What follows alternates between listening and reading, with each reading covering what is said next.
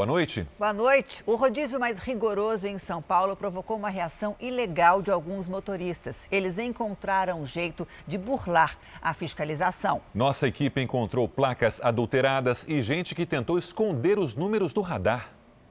O carro roda numa avenida de São Paulo. Agora veja na imagem parada a adulteração na placa.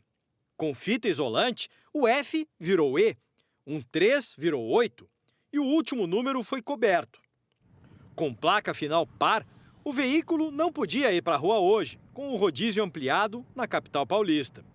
Agora, um outro jeitinho de esconder a identificação neste caminhão. Com a circulação mais restrita, a polícia está em alerta para a possibilidade de mais motoristas fazerem adulterações para rodar nos dias em que não deveriam. E existe também a preocupação de que a sensação de estar livre de multas leve quem decidiu furar o rodízio a cometer outras infrações. Num primeiro momento, esse objetivo de burlar uma restrição de circulação, né, pode se transformar num excesso de velocidade. Né? O motorista ele tem uma falsa sensação de impunidade. Na fiscalização em uma das vias mais movimentadas da cidade, mais um flagrante. Nesse caminhão aqui parado na Blitz, de longe, nem dá para perceber o que foi feito. Ó. A placa, na verdade, não é uma placa, é um adesivo que reproduz as letras e os números verdadeiros. Mas aí, olha só aqui no meio, ó, tem um buraco onde fica um 9.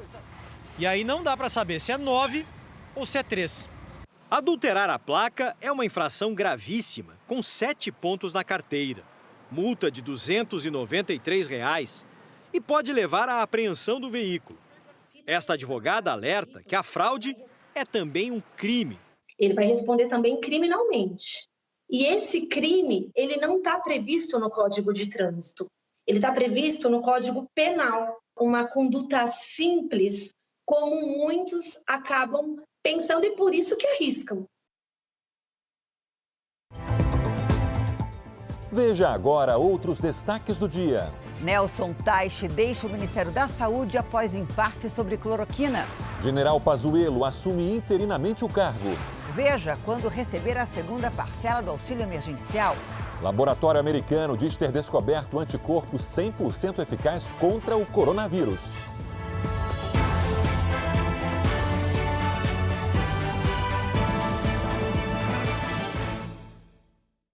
Oferecimento Bradesco, reinventando o futuro ao lado da sua empresa.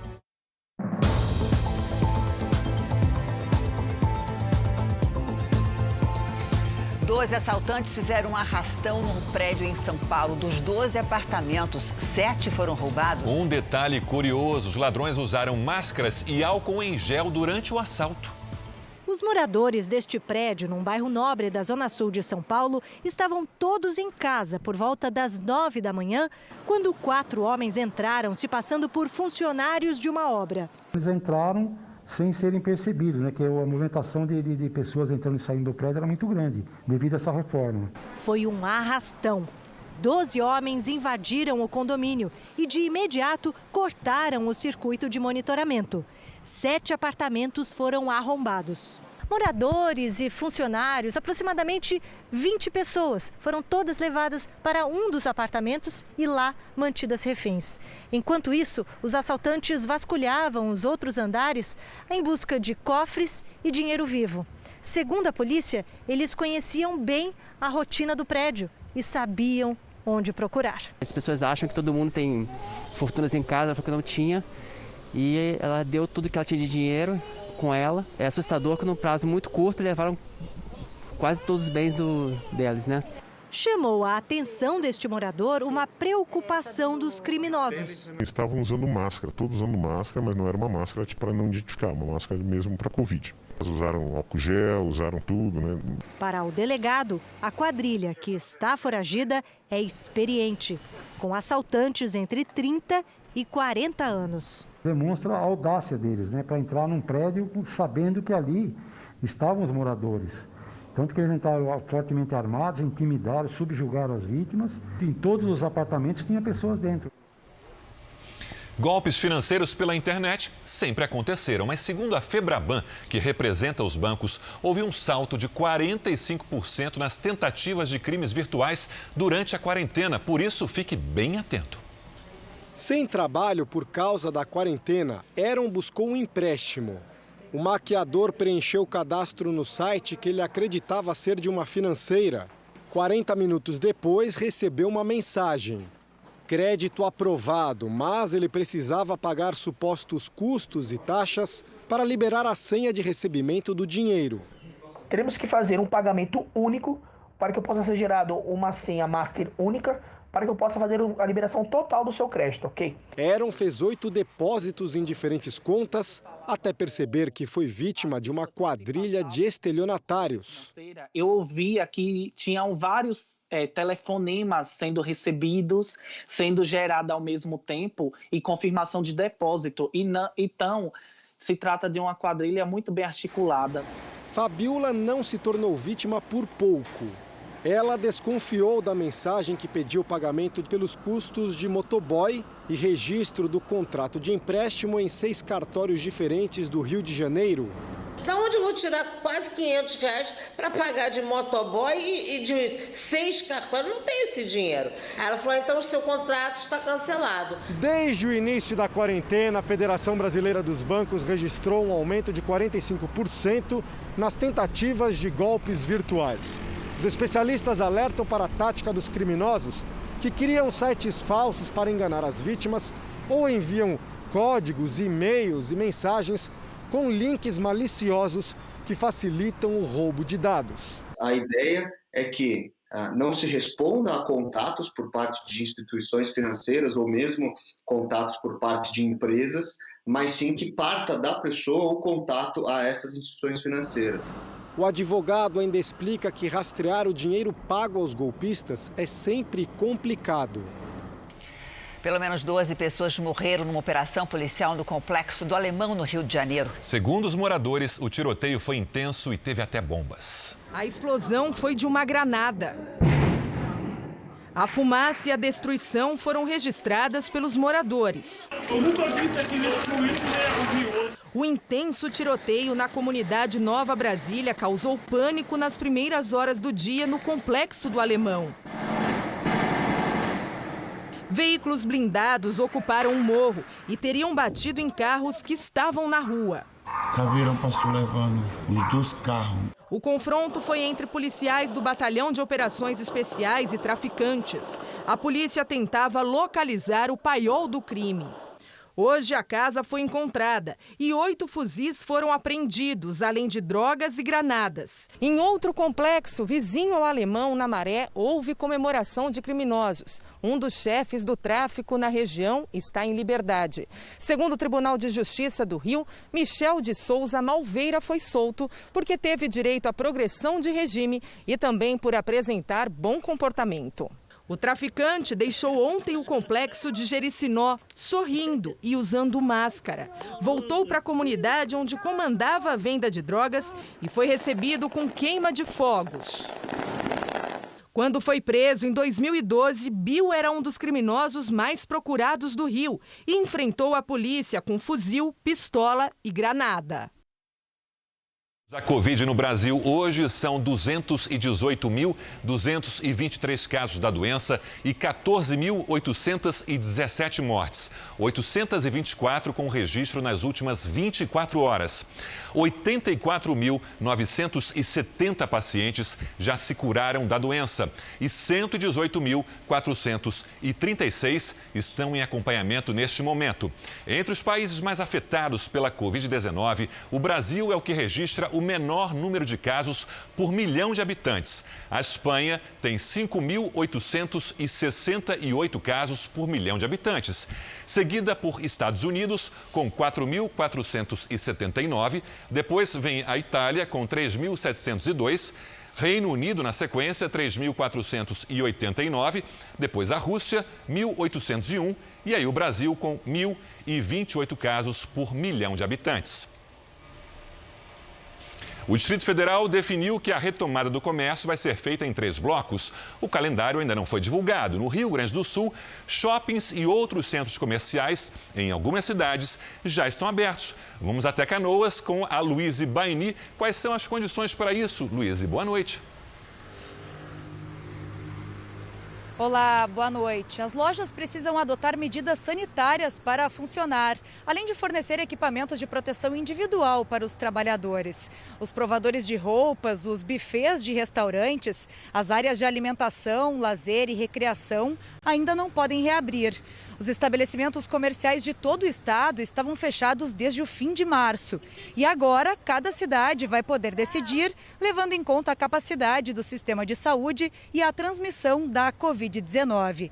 A capital, Porto Alegre, ainda mantém as restrições ao comércio. De Canoas, Luíse Baini. Obrigado, Luíse. Capacetes de ventilação começaram a ser testados no Hospital das Clínicas em São Paulo. O equipamento pode ajudar no tratamento contra a Covid-19. Vamos ao vivo agora com Tainá Falcão. Como é que funciona esse capacete? Tainá, boa noite. Sérgio, boa noite. O capacete faz a ligação entre o paciente e o ventilador mecânico e funciona como uma alternativa para manter a oxigenação do paciente e proteger a equipe de saúde contra a propagação do vírus no ambiente hospitalar. É uma tentativa de tratamento que antecede a internação na UTI. Espero que até o final do mês nós já tenhamos protótipos prontos para serem utilizados. E, num primeiro momento, eles vão ser utilizados nos pacientes aqui do Hospital das Clínicas e, se isso funcionar bem, a partir daí ele vai poder, tendo autorização da Anvisa, ser usado de uma maneira mais ampla. Olha, a unidade desse capacete custa R$ 627. A fabricante já tem 1.000 capacetes prontos à espera de aprovação. Vale lembrar que existem outros 2 equipamentos muito parecidos, também em fase de avaliação. Sérgio, Janine. Obrigado, Tainá. Obrigada, Tainá. O ministro do Supremo Tribunal Federal, Celso de Mello, adiou para a semana que vem a decisão sobre liberar ou não o vídeo da reunião ministerial que aconteceu no dia 22 de abril. O encontro é citado por Sérgio Moro como prova de que Bolsonaro queria interferir na Polícia Federal. Durante a manhã, o presidente Jair Bolsonaro repercutiu com os jornalistas as falas dele mesmo, transcritas pela Advocacia Geral da União em documento enviado ao Supremo Tribunal Federal ontem à noite. A palavra PF, 2 letras, PF, tem a ver com a Polícia Federal, mas é a reclamação PF no tocante ao serviço de inteligência. O presidente ainda reforçou o pedido da AGU ao Supremo de divulgar as falas dele na reunião ministerial. Eu espero que tudo que eu falei na reunião de ministros seja liberado pelo ministro Celso de Mello. Eu espero que a fita se torne pública para que a análise correta venha a ser feita. A petição da Advocacia Geral da União tem 2 trechos transcritos do que foi falado na reunião. Neles, o presidente ressalta que não poderia ser surpreendido por notícias. Reclama que não é informado e que, por isso, iria interferir. Em outro momento, diz que não aguardaria prejudicarem a família ou amigos. E também trocaria quem estivesse na ponta da linha da segurança. Não estamos aqui para brincadeira, disse Bolsonaro. O relator do inquérito no STF, ministro Celso de Mello, vai decidir se permite a quebra de sigilo total do vídeo da reunião, como quer a defesa do ex-ministro Sérgio Moro, ou parcial, posição defendida pela AGU e pela Procuradoria-Geral da República. O ministro avisou que aguarda o resultado da perícia no conteúdo e somente vai tomar uma decisão depois de assistir ao vídeo na semana que vem. Já está no canto do vídeo o nosso QR Code. Agora sim, aponte a câmera do celular e vá direto ao calendário de pagamento do auxílio emergencial do governo. Amanhã, 400 mil pessoas vão poder sacar nos caixas eletrônicos a primeira parcela do benefício. Já quem recebeu a primeira parcela até o dia 30 de abril, começa a receber a segunda a partir de quarta-feira. Já os beneficiários do Bolsa Família com direito a esse auxílio recebem a partir de segunda-feira, de acordo com o final do NIS, que é o número de identificação social. Janine. Nos Estados Unidos, a partir da semana que vem, quase todos os estados americanos já terão retomado parte das atividades econômicas. Louisiana, Maryland, Virgínia e Oregon começaram hoje a suspender as restrições. Até domingo, cidades de 48 dos 50 estados americanos estarão parcialmente reabertas. Aqui em Nova York, setores como a construção civil e o varejo voltaram a funcionar nesta sexta-feira. As praias serão reabertas daqui a 10 dias, mas funcionarão com 50% da capacidade e com o risco de serem fechadas novamente se a população não respeitar o distanciamento social. A decisão se estende para a orla dos estados de Nova Jersey, Delaware e Connecticut. Na Flórida, a primeira fase de reabertura será concluída na segunda-feira com a volta das academias. Um estudo divulgado hoje mostrou que o número de casos de Covid-19 diminuiu em 28 estados americanos, tem crescido em 7 e é estável em 15. Hoje, o Centro de Controle e Prevenção de Doenças emitiu um novo alerta sobre a síndrome relacionada à Covid-19 que afeta as crianças. Mais de 150 crianças estão internadas no país e 3 morreram. Os médicos acreditam que depois de contrair o coronavírus, o sistema imunológico de algumas crianças responda de maneira exagerada ao vírus, levando à inflamação do músculo cardíaco ou das artérias. Novos estudos estão em andamento. Uma indústria farmacêutica da Califórnia disse hoje ter descoberto um anticorpo 100% eficiente contra o coronavírus. Vamos ao vivo até Nova York com Evelyn Bastos. Evelyn, boa noite.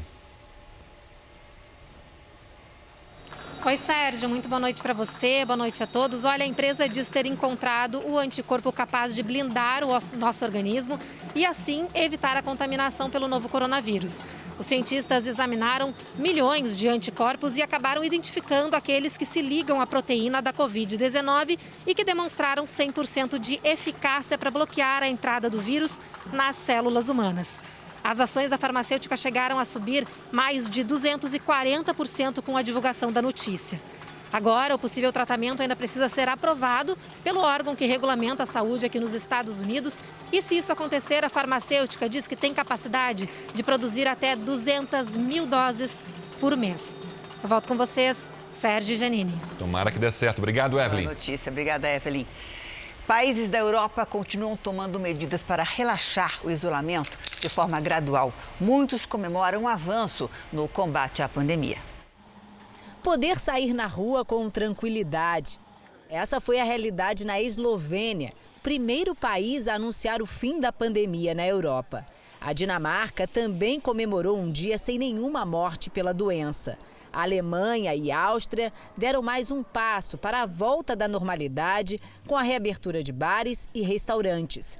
Quem chega à Espanha a partir de hoje já tem programa para as próximas 2 semanas: ficar em casa. A quarentena obrigatória só permite saída para comprar comida e ir ao médico. A medida é para evitar casos importados no país que voltou a registrar queda no número diário de mortes. Redução também na Itália, que ainda comemorou a alta médica de 4.300 pessoas. O país vai começar a segunda fase de reabertura da economia na próxima segunda-feira. O mesmo vai acontecer aqui em Portugal, que teve o menor registro diário de mortes desde o início do surto. Foram 6 óbitos. Mas a Organização Mundial da Saúde fez um alerta sobre o risco de uma segunda onda da doença na Europa no fim do ano, durante o inverno no hemisfério norte. Na França, um menino de 9 anos morreu com a síndrome inflamatória associada ao novo coronavírus. Ao todo, 125 crianças com média de 8 anos apresentam sintomas da doença. Veja a seguir, cidade serrana do Rio terá rodízio de moradores pelo CPF. E ainda hoje, preso numa cabana, o homem suspeito de matar Miss no Amazonas.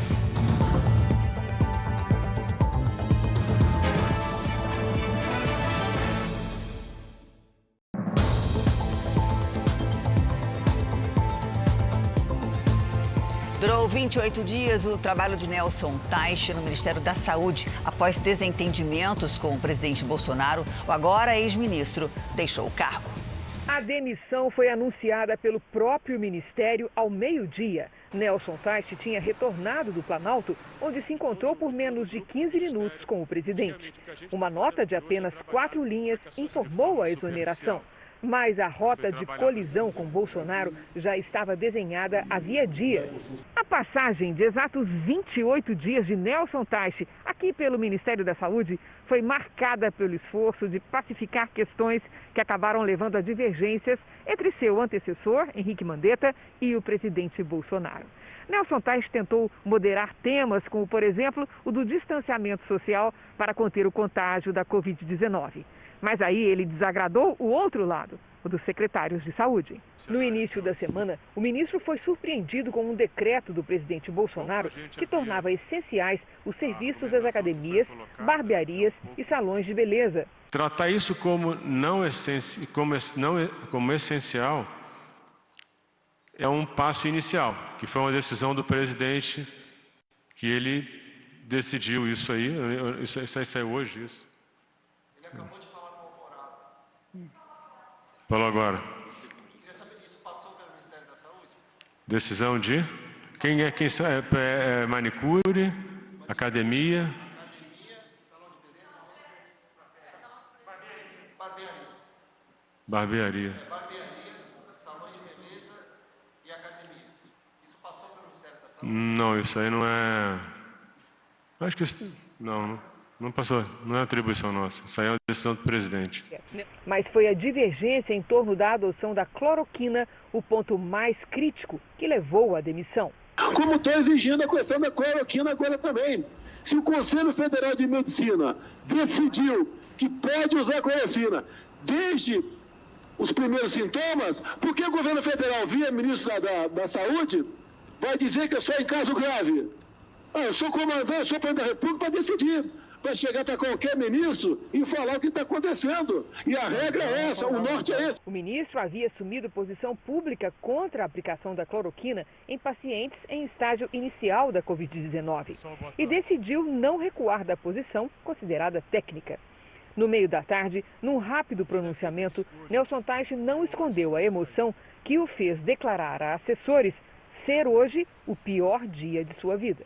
E o mais importante de tudo é o seguinte... Eu quero fechar isso para vocês. Eu não aceitei o convite pelo cargo. Eu aceitei porque eu achava que podia ajudar o Brasil e ajudar as pessoas. Obrigado.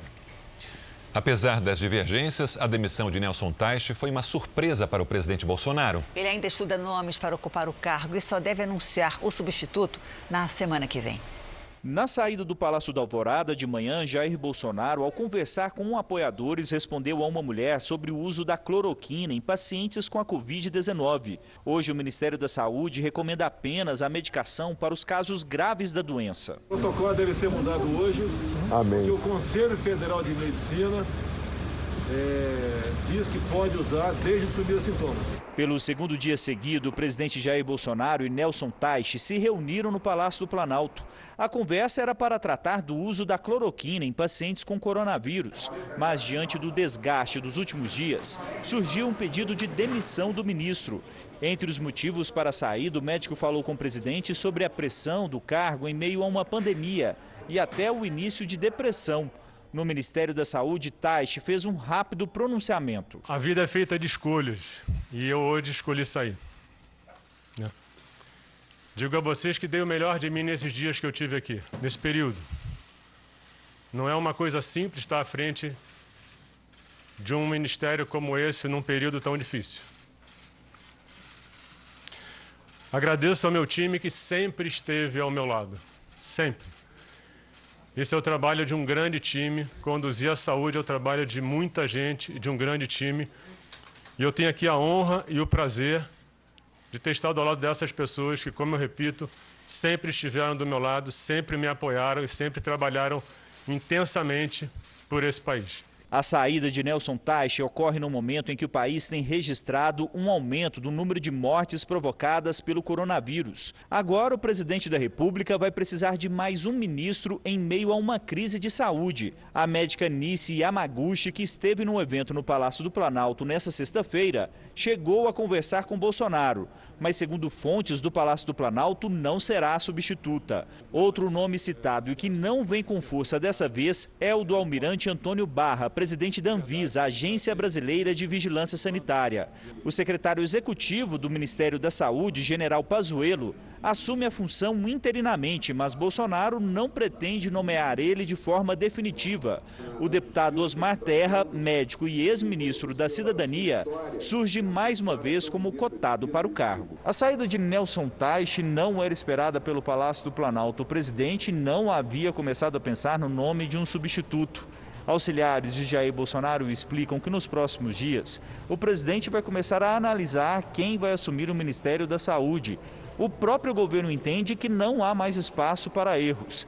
O substituto de Nelson Teich só será definido na próxima semana. Políticos, autoridades e entidades de classe comentaram a saída de Nelson Teich.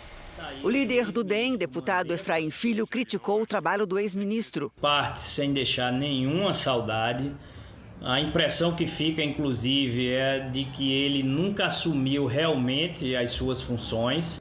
O senador Major Olímpio, líder do PSL, também comentou a saída. Pois Teich não quis rasgar o seu diploma nem jogar fora a sua história de vida. Ele ficou do lado da ciência e do lado da medicina.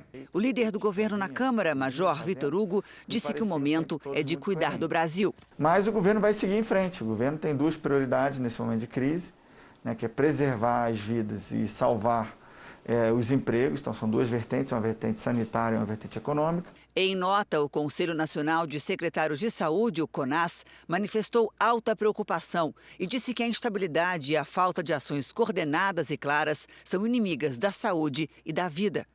Por uma rede social, a deputada Carla Zambelli, do PSL, não citou o nome de Teich, mas destacou que o Brasil tem pressa. Ela postou o vídeo sobre o anúncio do novo protocolo para o uso da cloroquina, remédio em estudo contra o coronavírus. O ex-ministro da Saúde, Henrique Mandetta, escreveu: oremos, força SUS, ciência, paciência, fé. O governador de São Paulo, João Dória, fez um apelo ao presidente. Pare com os conflitos. Pare de colocar o país dentro de um caldeirão interminável de brigas e atritos. O país, para vencer a pandemia, precisa estar unido e precisa estar em paz. Em Minas Gerais, o governador Romeu Zema lamentou a saída. Toda substituição, principalmente no caso dele, que foi uma estadia curta, talvez indique que alguma coisa não foi bem conduzida, mas eu não saberia analisar neste momento. A demissão do ministro da Saúde repercutiu nos principais jornais do mundo? O americano The New York Times disse que a saída do ministro aprofunda a crise do coronavírus no Brasil. O britânico Financial Times explica a renúncia como consequência de divergências com o presidente. Também no Reino Unido, o The Guardian destacou que a saída de Nelson Teich foi repentina. A BBC relaciona a queda de Teich com críticas que ele teria feito ao decreto que considera academias e salões de beleza como serviços essenciais. O argentino Clarín destacou, como antecessor Mandetta, Teich também não concordou com o presidente Jair Bolsonaro sobre as medidas de combate ao coronavírus. A rede Al Jazeera descreve o ministro que renunciou ao cargo como aquele a quem Bolsonaro criticou por ser muito tímido no esforço de reabrir a economia e na defesa do uso da cloroquina para combater a Covid. O ministro da Saúde interino, general Eduardo Pazuello, deve liberar o uso da cloroquina no tratamento de todos os pacientes com Covid-19. Vamos até Brasília com Clébio Cavagnoli. Oi, Clébio, boa noite para você. Oi, Janine, boa noite a você, ao Sérgio e a todos. Esse novo protocolo é uma determinação do presidente Jair Bolsonaro. A expectativa é de que os critérios para o uso da cloroquina já sejam apresentados na próxima semana. A medida será baseada na resolução do Conselho Federal de Medicina, que liberou a aplicação da droga em pacientes com sintomas leves, mas ressaltou que a decisão foi tomada sem comprovações científicas de sua eficácia. Atualmente, a gente relembra aqui, a orientação é para o uso do medicamento apenas em casos graves e dentro dos hospitais. De Brasília, Clébio Cavagnoli. Obrigada, Clébio. Vamos agora com a opinião do jornalista Augusto Nunes. Oi, Augusto, boa noite para você. Boa noite, Janine, Sérgio. Boa noite a você que nos acompanha. A substituição do ministro da Saúde oferece mais uma chance para que o combate ao coronavírus seja sustentado por informações seguras. Ninguém sabe exatamente a quantidade de casos confirmados, pacientes recuperados e óbitos ocorridos por dia. Tanto brasileiros comuns quanto autoridades da área ignoram o número exato de testes realizados, a origem de cada contaminação, o volume de leitos de UTI disponíveis ou quando ficarão prontos os hospitais de campanha. Antes de atacar um inimigo, é preciso conhecê-lo bem.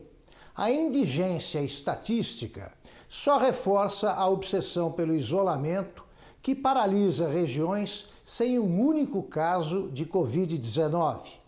Estados que dispõem de informações precisas vêm apontando o caminho a seguir. É o caso do Rio Grande do Sul. Enquanto os gaúchos já podem sonhar com a breve retomada da vida normal, o pesadelo do lockdown ronda os paulistas da capital. É compreensível. É esse o termo em inglês que identifica uma espécie de prisão domiciliar para inocentes. Veja agora os destaques do Domingo Espetacular. O mistério em torno do assassinato de uma Miss em Manaus. Porque o namorado é o principal suspeito. Tem desafio. Agora com você. Famosos que ganharam peso na quarentena tentam emagrecer em casa. Tem a história do pai e da filha que transformaram em aventura o simples gesto de jogar o lixo fora. Lembra dessa música? E dele, você se lembra? Por onde anda o cantor Ângelo Máximo? É no Domingo Espetacular, logo depois da Hora do Faro. Veja a seguir, traficantes usam a pandemia para vender droga por telefone. E veja também, o frio chega com força no sul do país e muda a paisagem de muitas cidades.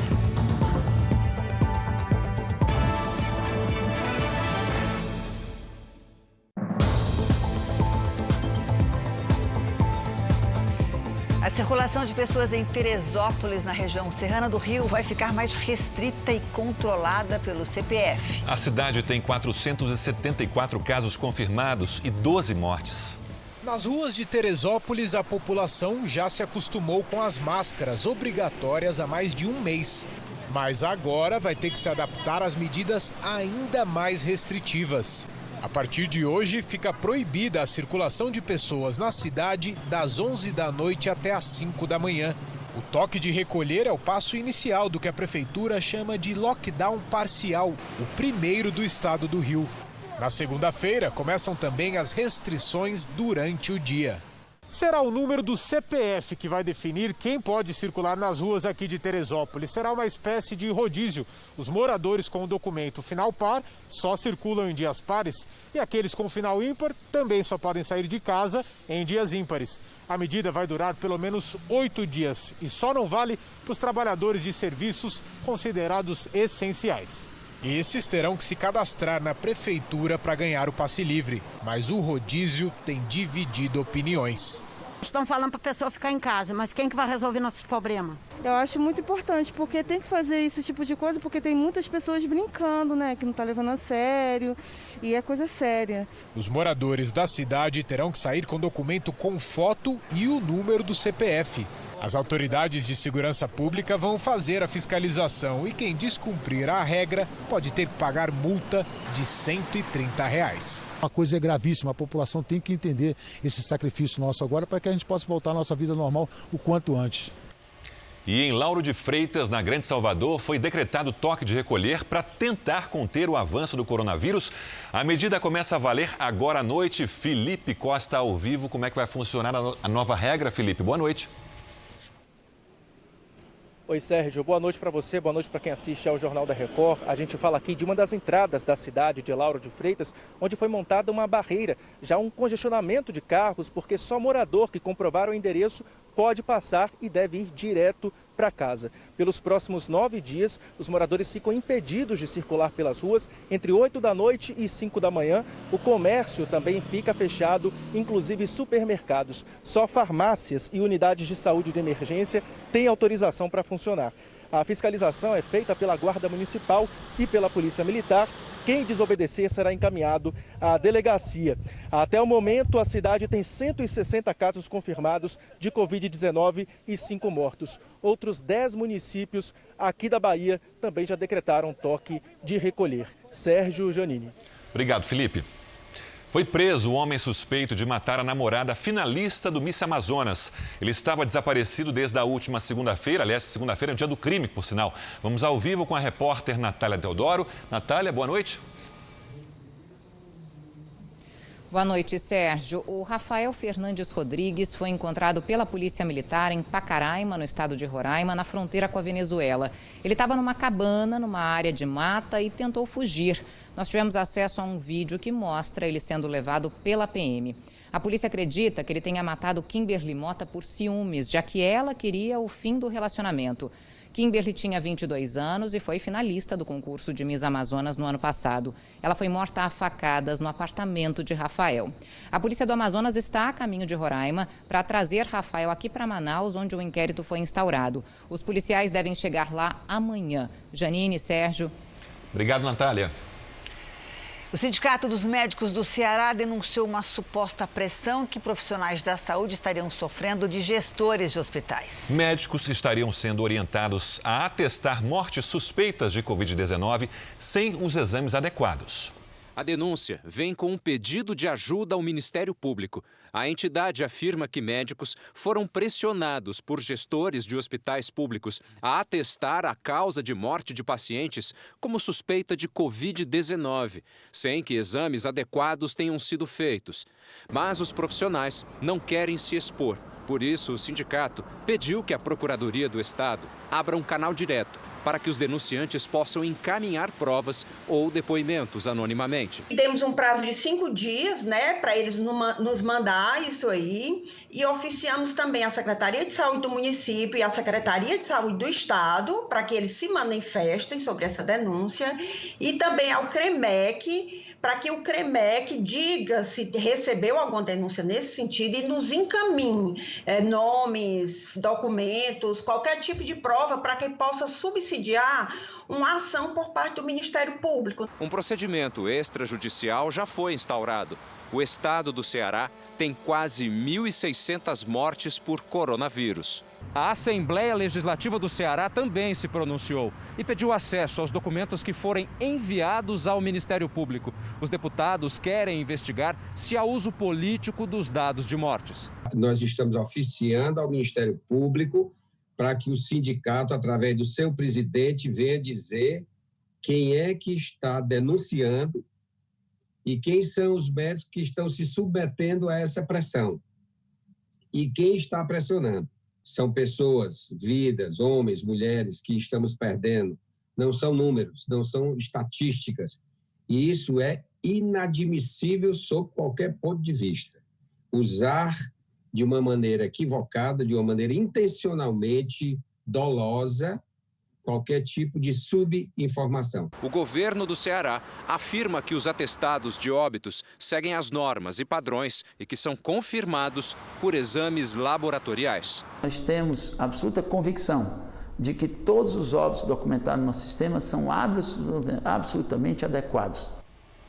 No Rio Grande do Sul, a polícia desfez um esquema de entrega de drogas por telefone. O sistema de delivery funcionava em Alvorada, na região metropolitana de Porto Alegre. As imagens gravadas pela polícia mostram duas mulheres na rua, à espera da mercadoria que haviam pedido por telefone. A entrega é feita em um ponto combinado com um motoboy, parte de uma rede de entregadores coordenada por um casal. A partir de uma denúncia, o casal passou a ser monitorado. Segundo a polícia, nos últimos 3 meses, o movimento de entrega de drogas foi aumentando, o que coincide com a ampliação do período de isolamento social. A gente acredita que ocorreria em torno de 40 entregas diárias, né, ou até 50, contando com ligações e pedidos por WhatsApp, e nos finais de semana poderia chegar até a 70 entregas, né? A quantidade de droga vendida era lançada na contabilidade dos traficantes. Com eles, foram apreendidos um revólver, uma pistola, munição, maconha, 1.000 porções de cocaína e R$5.000 em dinheiro. Nos últimos anos, a Prefeitura de Porto Alegre cortou 32 milhões de reais de verba pública para assistência social. E as consequências foram agravadas durante a pandemia. Este albergue da capital gaúcha, que fornecia 140 vagas para moradores em situação de rua, teve o repasse de recursos interrompido pela Prefeitura em março deste ano.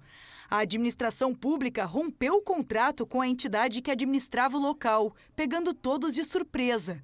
A gente não está entendendo o que está acontecendo até agora, para falar a verdade. De repente, tem uma outra instituição trabalhando na nossa casa.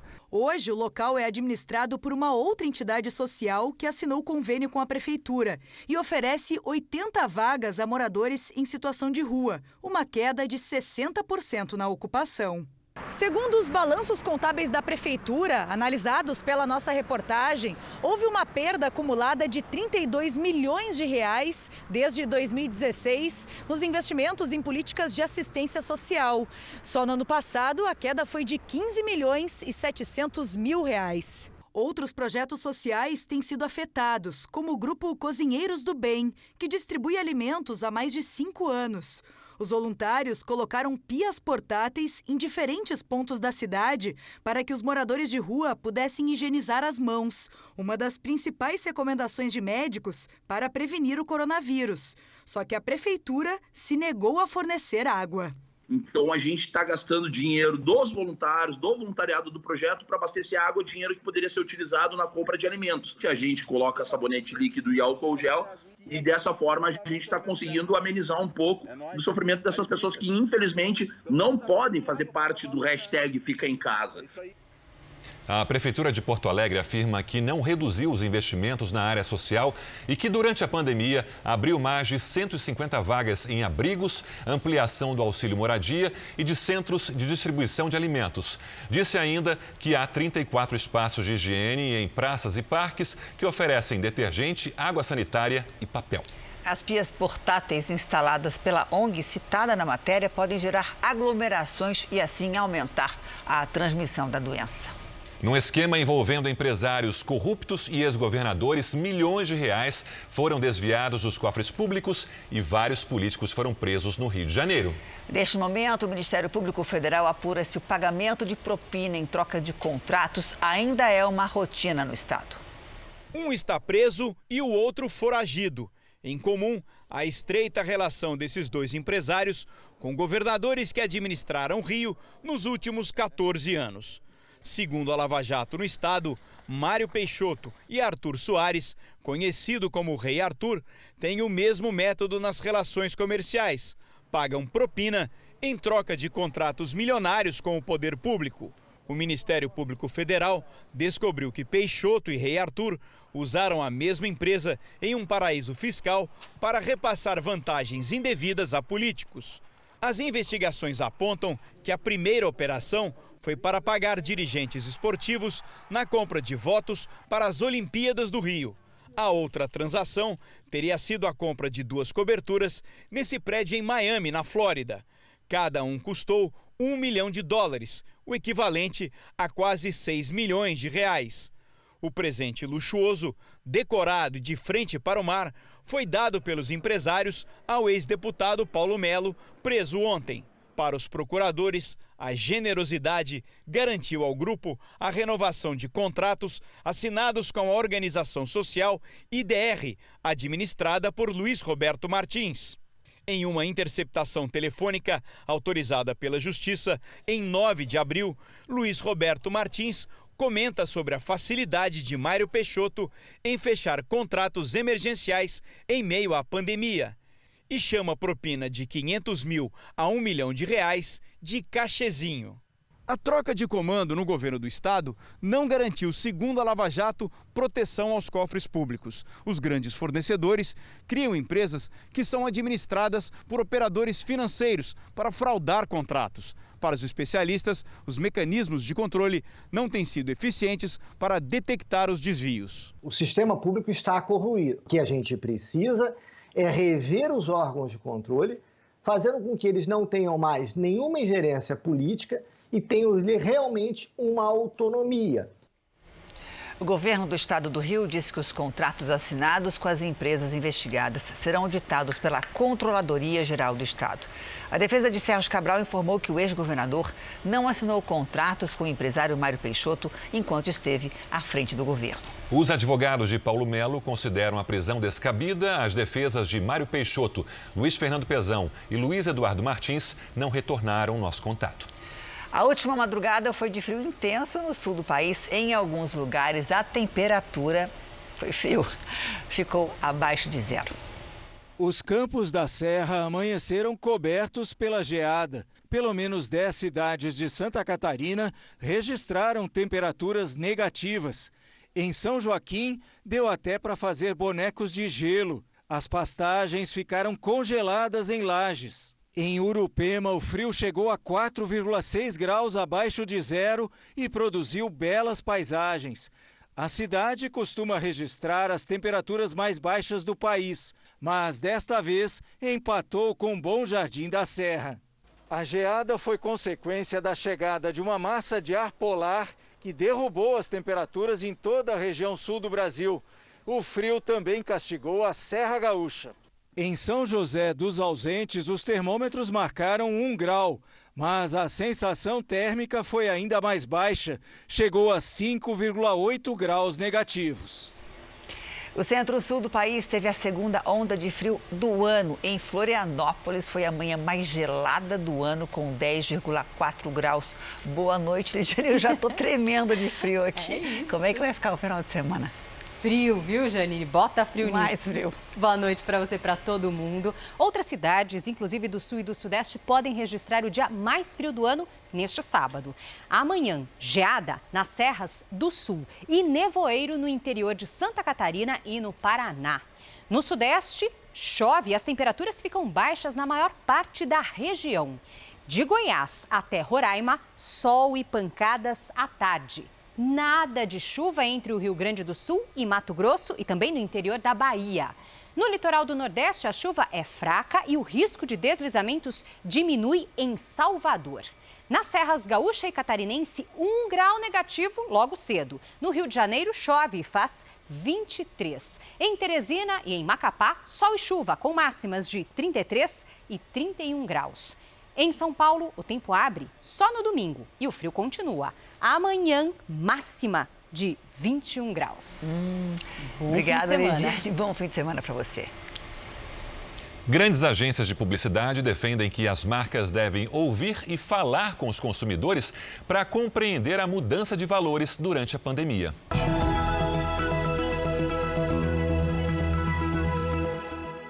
A África é uma empresa que já está fazendo esse ano 17 anos. A gente tem uma longa história de construção de cases aí com grandes clientes.